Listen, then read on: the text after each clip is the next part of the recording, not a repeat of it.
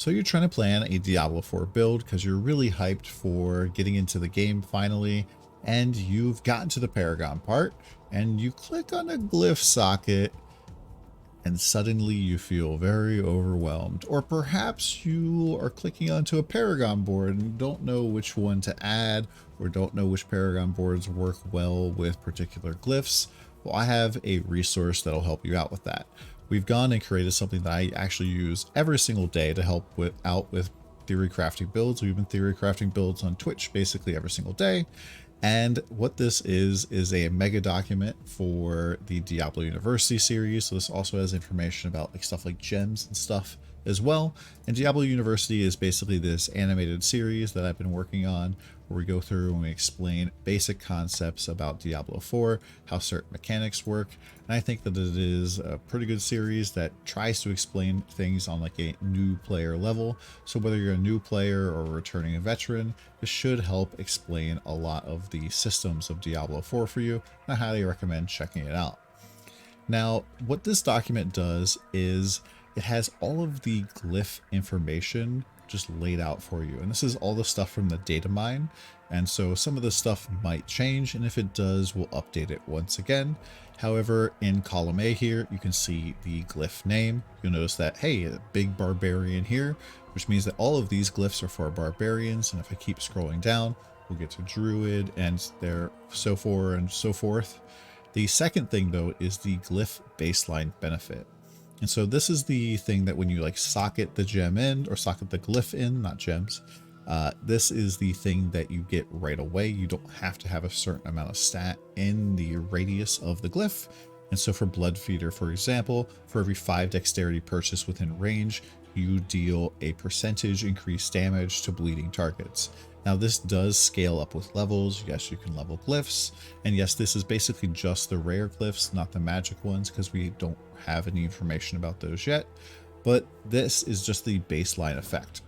The bonus effect here requires that you reach a threshold of stat within the radius of the glyph. And so here for Blood Feeder, we would get 5% increased critical strike chance against bleeding enemies if we have purchased 25 dexterity within the radius of the glyph.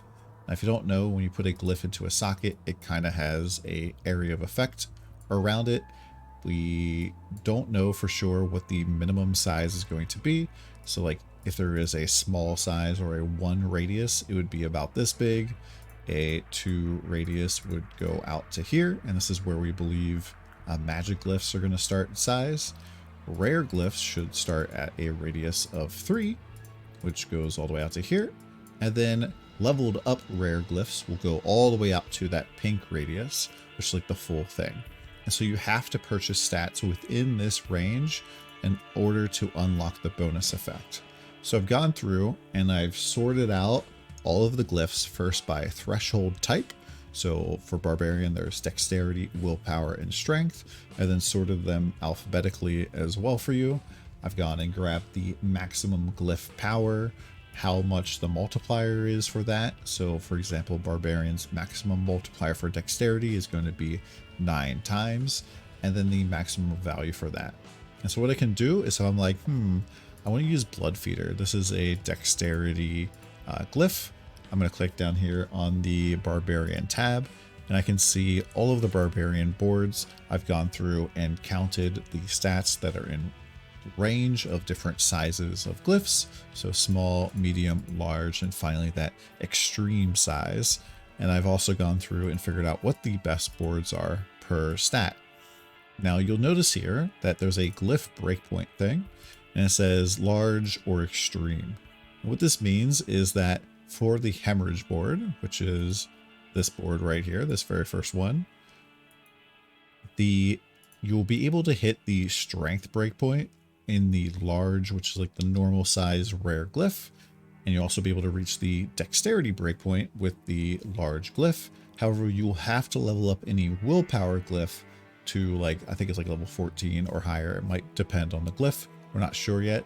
You have to level it up significantly in order to get that bonus effect.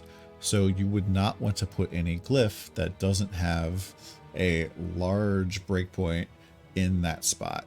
And so I'm always kind of like going back and forth between these. Like, okay, so Blood Feeder is best in dexterity, so that means my best boards for this are Bone Breaker or Warbringer.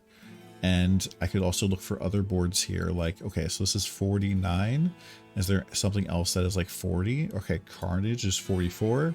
That's like just 1 point short of another breakpoint, which is unfortunate, but this is almost as good as these two boards as well. And you can go through and look at these for all of the classes, and it's pretty much all the same format. The one weird exception is Necromancer has one board, the Blood Begets Bloodborb, that has an additional third stat on their rare nodes, which I don't really know why that is, but I guess that's just the case.